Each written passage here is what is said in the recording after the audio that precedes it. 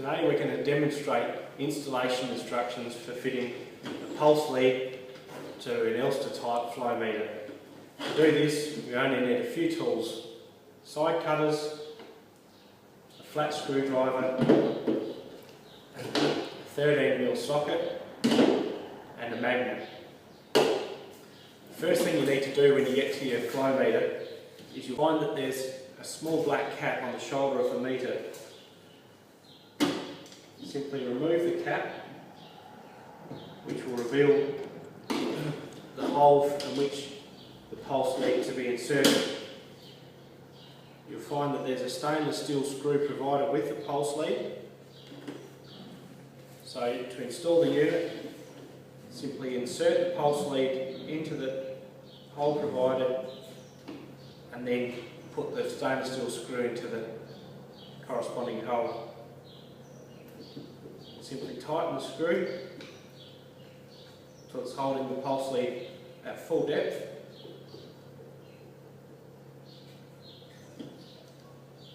And just before you get to full tightness, just reduce the amount of free cord and then tighten. After that, using the flexible nylon conduit provided, simply zip tie the cable back tight against the meter, and this will help prevent damage from things like foxes, hares and birds. The leak detection units are provided with a short length of just 3/4 gauge pipe. So in the normal situation, just using a normal sledgehammer, you bang that pipe into the ground. The unit has a corresponding fixing point. So once you've got your pipe into the desired depth, just slide that over using your 13mm socket. Simply just tighten.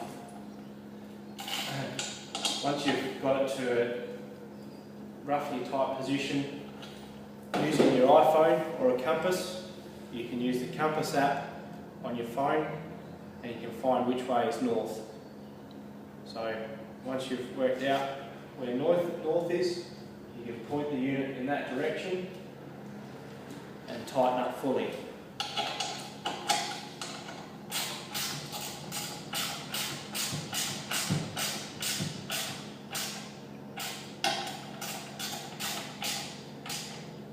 The pipe may sit a little bit loose in the ground, but it does firm up shortly after installation. Generally, with the leak detection units, you'll find that there'll be 2 leads.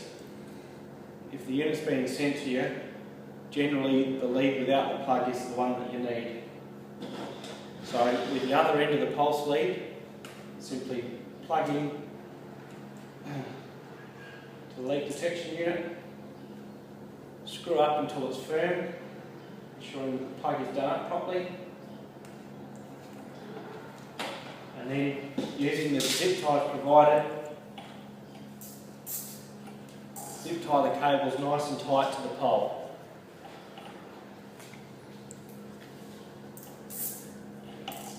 It's important that there's no loose flapping cables, as these attract attention for birds and foxes. Using the provided flexible nylon tubing, push it as far up to the M12 plug as you can and zip tie in place.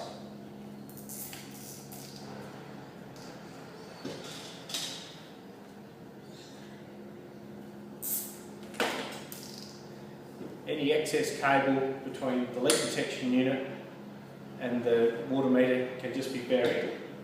Then, using the side cutters, trim the zip ties and you're done with that part.